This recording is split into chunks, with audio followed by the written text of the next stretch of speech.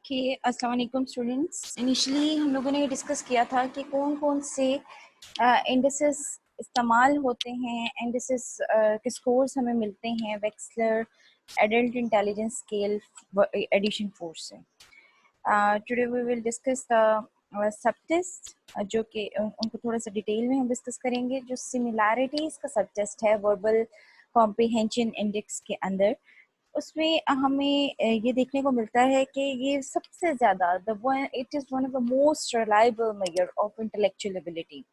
इसमें बेसिकली क्या होता है कि दो वर्ड्स आपको प्रेजेंट किए जाते हैं और आपने उनके दरमियान का लिंक बताना होता है कि इनका इन दो वर्ड्स का आपस में लिंक क्या है। It is one of the most reliable measure of intellectual ability and basically ये वेक्सलर के जो सबसे सब टेस्ट सारे जो जितने भी वर्जन आए उनमें ये टेस्ट मौजूद था। एंड इसको इंक्लूड करने की एक वजह है that it is very easy to administer.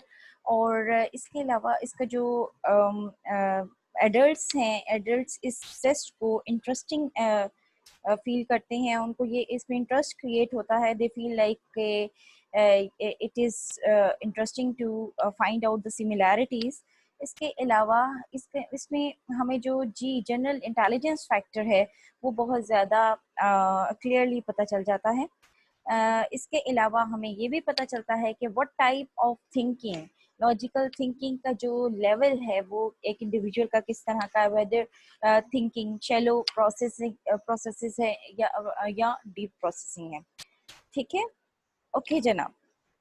Similarities के बारे में अगर आपको थोड़ी सी डिटेल्ड इंफॉर्मेशन देनी हो तो उसमें इसी तरह से आपने कि it is one of the most reliable measure of intelligence. Similarities जो सब टेस्ट है ये most reliable measure of intelligence है। It is easy to administer, हमें लॉजिकल थिंकिंग प्रोसेसेस पता चलते हैं और एडल्ट्स इसको करते हुए उनका इंटरेस्ट जो है वो रिटेन रहता है।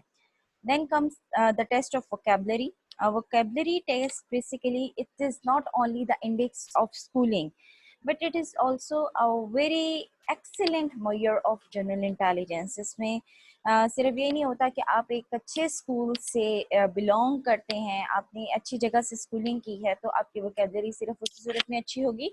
देयर इज़ पॉसिबिलिटी कि आप अगर बहुत ज़्यादा इंटेलिजेंट हैं तो आपकी वोकेबलरी आप चाहे जहाँ मर्जी से स्कूलिंग कर रहे हैं आपकी वोकेबलरी अच्छी होगी, because it is your day to day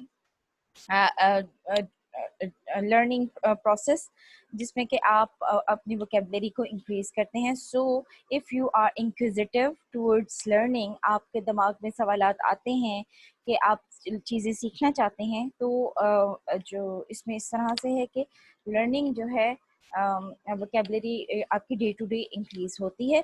तो the more the intelligent person will be, the more he or she will be inquisitive, उसके दिमाग में उतने ही ज़्यादा सवाल जवाब आएंगे। The more reading habits individual have, the more the vocabulary will be.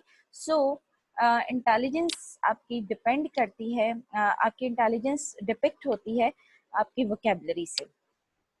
Then comes Wechsler information scale. Basically information scale आपकी general information को टैप करता है। इसमें बेसिकली आपके कोई भी इसमें जो रिस्पॉन्सेज हैं वो बिल्कुल भी आपकी किसी भी डिग्री पे, आपके एजुकेशन लेवल पे डिपेंड नहीं करता। It only depends upon your own common sense, जो आपके आपने जो भी डे टू डे इंफॉर्मेशन आप हासिल करते हैं। For example there is a person, illiterate person, एक सब्जी फरोश है लेकिन वो बड़ा रेगुलरली न्यूज़ चैनल देखता है। बड़ा रेगुलरली न्यूज़ चैनल देखने के अलावा वो हर अप टू डेट पे उसकी नज़र होती है। वो आपको उसकी जो मेंटल इक्विटी है वो आपको काफ़ी ज़्यादा नज़र आती है। तो ऐसे इंडिविजुअल की इंफॉर्मेशन जो लेवल है वो अच्छा होता है। This is the only reason कि फीमेल्स जो हैं वो क्योंकि उनका ज़्यादातर न्यूज़ में इतना कंसर्न नहीं होता, तो चाहे भाई के मार्क्स कम भी आ रहे हों लेकिन उसके पास जो जनरल इंफॉर्मेशन है वो काफ़ी ज़्यादा होती है एज़ कम्पेयर टू सिस्टर्स। तो ये एक फ़र्क है, जेंडर डिफरेंस भी इसमें थोड़ा-सा आ सकता है, वैसे यूजुअली होता नहीं है। लेकिन ये एटीट्यूड्स पे डिपेंड करता है कि how much you are aware with your surroundings. तो इंफॉर्मेशन का टेस्ट, इसके बाद आ जाता है कॉम्प्रिहेंशन का टेस्ट।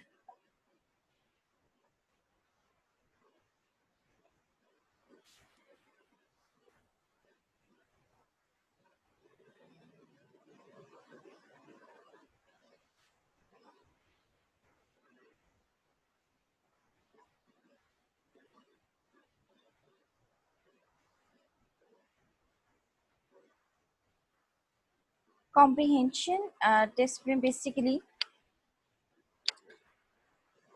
आपको प्रैक्टिकल इंफॉर्मेशन से related question, it totally depends upon the possession of a certain amount of practical information and general ability to evaluate the past experiences. इसमें टोटल आपने अपनी प्रैक्टिकल नॉलेज को इम्प्लीमेंट करना है। आपने जो है जो भी आपके डे टू डे लाइफ में हैजल्स होते हैं, जो भी प्रॉब्लम्स होते हैं, उनको सॉल्व करने के लिए आपको जो भी इंफॉर्मेशन रिक्वायर होती है, जो भी आपकी थिंकिंग रिक्वायर होती है, उसमें कॉम्प्रिहेंशन के टेस्ट में उसी चीज़ को जज किया जाता है, उसी की स्कोरिंग की जाती है। डिजिट स्पैन, डिजिट स्पैन में पहले भी डिस्कस हुआ था कि it is the repetition of digits in the same order और इन रिवर्स ऑर्डर्स। बेसिकली ये जो है इसमें इसी चीज़ को मेजर किया जाता है, लेकिन it is not a very good measure of general intelligence. कि जी जिस तरह से वोकेबलरी और सिमिलैरिटीज बड़े अक्सर, the most reliable measure of ji factor is similarities, and one of the very much important measure is vocabulary। लेकिन digit span में इस तरह से नहीं है, ये जी वैल्यू को अच्छा डिटरमिन नहीं करता, लेकिन इसको इंक्लूड करने की एक बहुत बड़ी वजह है। एक नहीं, दो वजह हैं बेसिकली। उसकी वजह ये है कि एक तो ये लोअर इंटेलिजेंस के लोग जो हैं उनको लोअर इंटेलिजेंस को डिटरमिन करने में हेल्पफुल होता है। जिन लोगों की कम इंटेलिजेंस लेवल होता है, जो मेंटली रिटार्डेड होते हैं, they are not able to recall 5 digits in the same order and 3 digits in the reverse order। तो जब किसी मेंटली रिटार्डेड इंडिविजुअल का हम डिजिट स्पेन टेस्ट करते हैं, तो वहाँ पे हमें स्कोरिंग देख के पता चल जाता है कि the person is not mentally fit, और ये पर्सन मेंटली रिटार्डेड है, ही or she is not intellectual enough to repeat the digits in the same manner or repeat the digits on the reverse order। Then comes इसके अलावा इसकी बहुत ज़्यादा diagnostic value है। Diagnostic value in the sense के with the passage of time, क्योंकि mental deterioration हो रही होती है। ओल्ड इंडिविजुअल्स जिनको अल्जाइमर का इशू है या किसी भी किस्म का ब्रेन डिसफंक्शन उनमें पाया जाता है, ज़ाहिर है ओल्ड एज में काफ़ी डिसफंक्शन आ जाते हैं, डिमेंशिया वगैरह, अल्जाइमर। तो वहाँ पर हम ये देखते हैं कि उन लोगों के जो ओल्ड इंडिविजुअल्स होते हैं, चाहे वो लाइफ टाइम में एडल्टहुड में काफ़ी ज़्यादा इंटेलिजेंट हो, लेकिन वो लोग भी इसको रिपीट करना उनके लिए काफ़ी ज़्यादा मुश्किल होता है।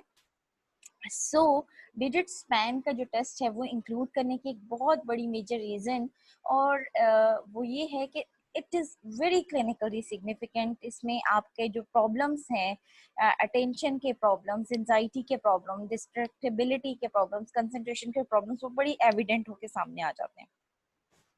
जो अरिथमेटिक का सब टेस्ट है बेसिकली, इसको it has been considered as a very rough and ready measure of intelligence के यू आर।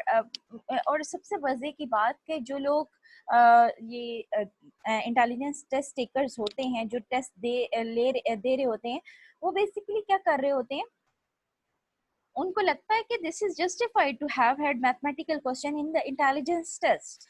कि हालांकि इसका इंटेलिजेंस के साथ इतना कोई ताल्लुक है नहीं, क्योंकि देखने में ये आया कि जो लोग रेगुलर कैलकुलेशंस कर रहे होते हैं, जैसे कि बिजनेसमैन हो गए, क्लर्क्स हो गए या इंजीनियर्स हो गए, उनका जो अरिथमेटिक का सब टेस्ट का स्कोर है वो काफ़ी अच्छा आता है। लेकिन चाहे उसी लेवल के इंटेलिजेंस की हाउसवाइफ्स हों या मजदूर हों या इलिटरेट्स हों, तो उनका ये स्कोर कम आता है।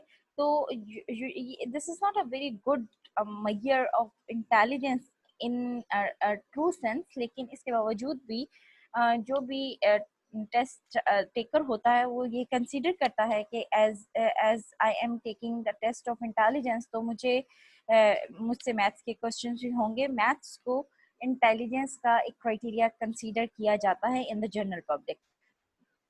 हालांकि इसके अंदर जो वेक्सलर ने इंक्लूड किया आइटम्स वो day to day every day computational skills पे डिपेंड करते हैं, जो कि हमें हर बंदे को, चाहे वो हाउस वाइफ है, चाहे वो जिसने अर्ली स्कूलिंग की है, उस सब को वो टेस्ट आइटम्स आते होते हैं।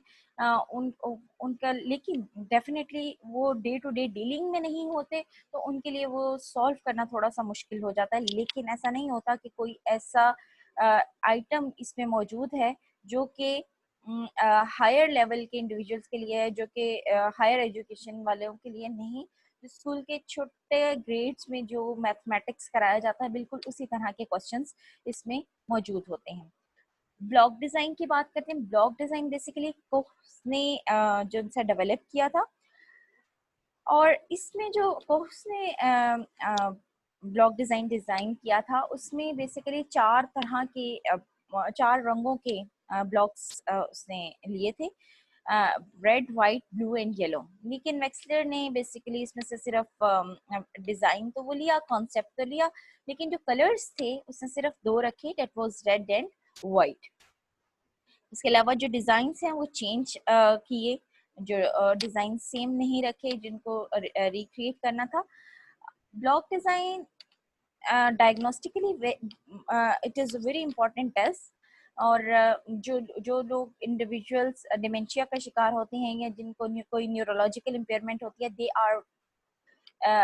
Are unable to copy the design. उनके लिए बहुत ज़्यादा डिफ़िकल्टी उन्हें फेस करनी पड़ती है। और जब हम ये डिफ़िकल्टी टेस्ट में और बिहेवियर ऑब्जर्वेशन में देखते हैं, तो हमारे लिए ये कंक्लूड करना ज़्यादा आसान होता है कि the person is having neurological dysfunction और डिमेंशिया। पिक्चर कंप्लीशन का जो टेस्ट है, बेसिकली आर्मी बीटा टेस्ट जो थे उनमें सबसे पहले इस्तेमाल किया गया, लेकिन ये ग्रुप फॉर्म में होता था, तो Wechsler was not very much impress with the group settings. तो पिक्चर कंप्लीशन का जो है टेस्ट, वो इसलिए इंक्लूड किया गया because Wechsler used to think कि इसकी जो पॉपुलैरिटी है, इट इज़ वेल डिजर्व्ड, ठीक है। और अगर एक इंडिविजुअल फेमिलियर सब्जेक्ट्स को चूज करे तो ये उसके लिए आसान होगा टेस्ट, लेकिन अगर अनफेमिलियर सब्जेक्ट्स को चूज किया जाए तो मतलब कि आपने एक चीज देखी है तो उसकी पिक्चर कंप्लीट करना आपके लिए आसान है, लेकिन एक चीज जो आपने कभी देखी ही नहीं वो आपको प्रेजेंट की जाए तो वो आपके लिए मुश्किल होगा। और वो वहां पर आपकी इंटेलिजेंस का असल मैयर सामने आएगा कि if you will be intelligent enough, तो एट दैट टाइम आप अनफेमिलियर चीज़ों को, अनफेमिलियर सब्जेक्ट्स की पिक्चर को भी इजीली कंप्लीट कर लेंगे, ठीक है। तो the more intelligent person will B, उसके लिए उतना ही आसान होगा अनफेमिलियर चीज़ों को कंप्लीट करना, पिक्चर कंप्लीट करना। लेकिन जो नहीं इतने इंटेलिजेंट होंगे उनके लिए ये ज़्यादा मुश्किल हो जाएगा। ओके जी।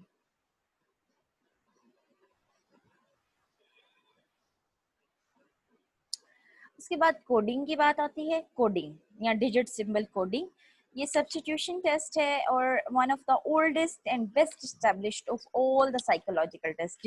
डिजिट सिंबल का जो टेस्ट है ये सबसे ओल्डेस्ट टेस्ट है, ठीक है। बेसिकली जो डिजिट सिंबल इंक्लूड किया वेक्सलर ने, उसकी वजह ये थी कि ये विजुअल इक्विटी, मोटर कोऑर्डिनेशन और स्पीड को बड़े अच्छे तरीके से जज कर सकता है कि कित अब जाहिर है कि विजुअल इक्विटी, मोटर कोऑर्डिनेशन और स्पीड ये सारे न्यूरोलॉजिकल फंक्शंस हैं। तो the person who are older enough या who are facing any neurological disorder, उनका जो कोडिंग प्रोसेसेस है वो काफ़ी हमें प्रॉब्लमेटिक नज़र आता है, उनकी परफॉर्मेंस इतनी अच्छी इसमें नहीं होती। ओके, अब बेसिकली वेक्सलर ने जब एडिशन 4 वेस का एडिशन 4 आया, तो उसके अंदर हम देखते हैं कि हमारे पास बेसिकली वर्बल स्कोर्स तो हैं, वर्बल और परफॉर्मेंस स्केल्स स्कोर्स जो थे, हमने उनको एलिमिनेट कर दिया था। वर्बल और परफॉर्मेंस स्कोर्स को एलिमिनेट कर दिया गया था, और वर्बल और परफॉर्मेंस स्कोर्स के कि रिप्लेसमेंट में इंडिसेस स्कोर्स को हमने देखा कि वेक्सलर ने इंडिसेस स्कोर्स जो से हैं वो इंट्रोड्यूस करा दिए। हाँ, लेकिन फुल स्केल आईक्यू को रिटेन रखा वेज 4 में भी, लेकिन एलिमिनेट कर दिया गया verbal and performance IQ scores को। फुल स्केल आईक्यू को रिटेन किया गया, और जो वर्बल और परफॉर्मेंस आईक्यू की जगह 4 हम लोगों को इंडिसेस प्रोवाइड कर दी गई। One was verbal comprehension, perceptual reasoning, working memory and processing speed. जो वेस 4 के अंदर एक इंडेक्स थी that was called perceptual organizational index, perceptual organization index, उसको रीनेम किया गया है वेस 4 के अंदर, that is perceptual reasoning index, उसको रीनेम कर दिया गया।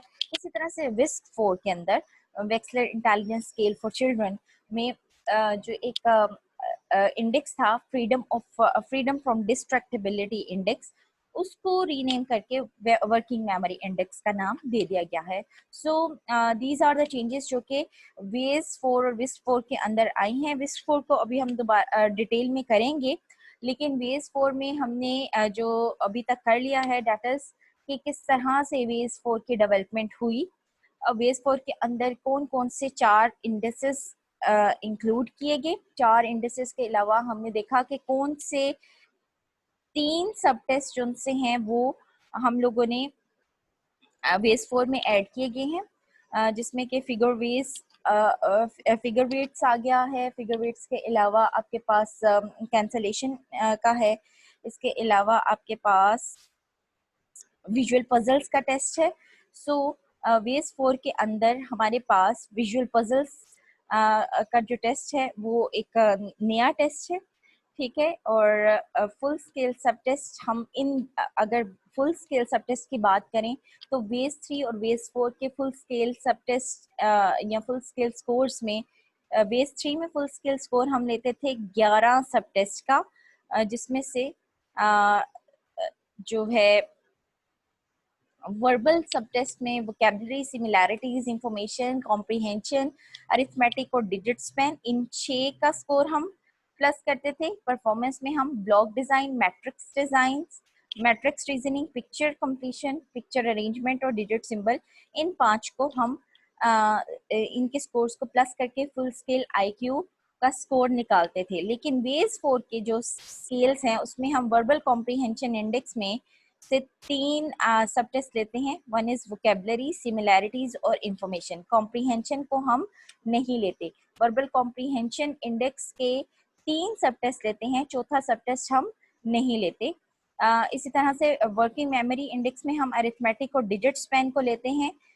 हम जो है लेटर नंबर सीक्वेंसिंग को नहीं लेते। इसी तरह से ब्लॉक डिजाइन के अंदर प्रोसेसिंग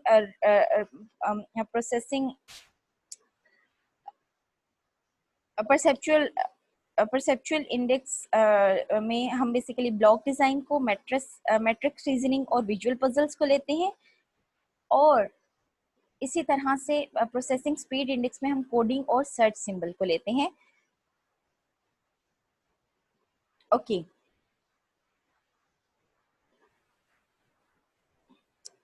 तो बेसिकली वेस 4 के अंदर हम वर्बल कॉम्प्रिहेंशन इंडेक्स में से 3 सब टेस्ट लेते हैं, वर्किंग मेमोरी इंडेक्स में से 2 सब टेस्ट लेते हैं, परसेप्चुअल ऑर्गेनाइजेशन इंडेक्स में से हम 3 सब टेस्ट लेते हैं, और प्रोसेसिंग स्पीड इंडेक्स में से हम 2 सब टेस्ट लेते हैं। तो टोटल ये हमारे पास 10 सब टेस्ट आते हैं। वेस 4 के फुल स्केल आईक्यू के लिए हमें 10 सब टेस्ट का, 10 सब टेस्ट का जो स्कोर है उसको प्लस करना होता है। जबकि वेस 3 और वेस 3 का यही डिफरेंस था कि उसमें हम वर्बल सब टेस्ट 6 लिया करते थे और परफॉर्मेंस सब टेस्ट 5 लिया करते थे। तो टोटल वेस 3 का फुल स्केल आईक्यू के लिए हमें 11 सब टेस्ट का स्कोर रिक्वायर्ड होता था। वेस 4 का जो सब टेस्ट है उनमें के फुल स्केल आईक्यू के लिए हमें 10 सब टेस्ट का स्कोर रिक्वायर्ड है, जिसमें से 3 सब टेस्ट हम वर्बल कॉम्प्रीहेंशन इंडेक्स के लेते हैं, 2 वर्किंग मेमोरी इंडेक्स के लेते हैं, 3 परसेप्चुअल ऑर्गेनाइजेशन के लेते हैं और 2 जिनसे हैं प्रोसेसिंग स्पीड इंडेक्स के लेते हैं।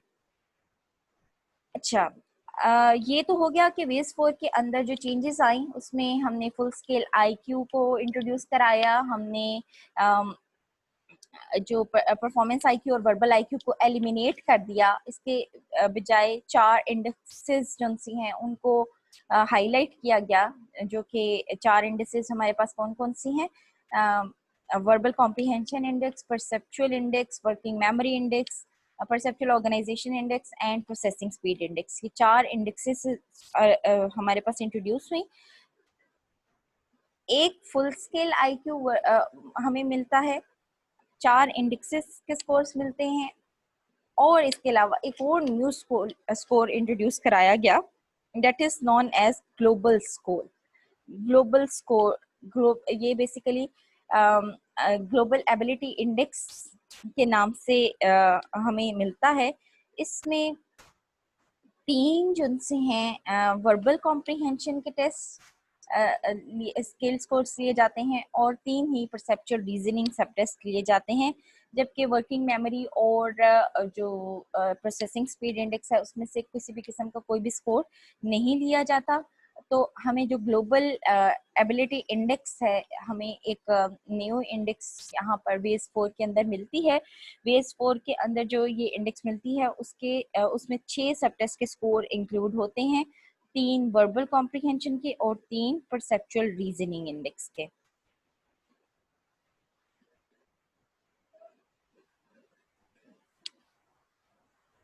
ओके, आज तक अभी तक का हमने वेस का यही जो है वेस 4 का जो डिफरेंसेस हैं और वेस 4 के जो इम्पोर्टेंट सब टेस्ट हैं उनकी इम्पोर्टेंस क्या है, वेक्सलर ने किस वजह से किसी भी जो पुराने टेस्ट थे उनको क्यों रिटेन किया, हमने उस चीज़ के बारे में बात की है। और इंशाल्लाह जो नेक्स्ट टॉपिक होगा उसमें हम वेस 4 के बारे में डिटेल से डिस्कस करेंगे। तो जो क्वेश्चन आंसर सेशन है वो आपका लाइव होगा।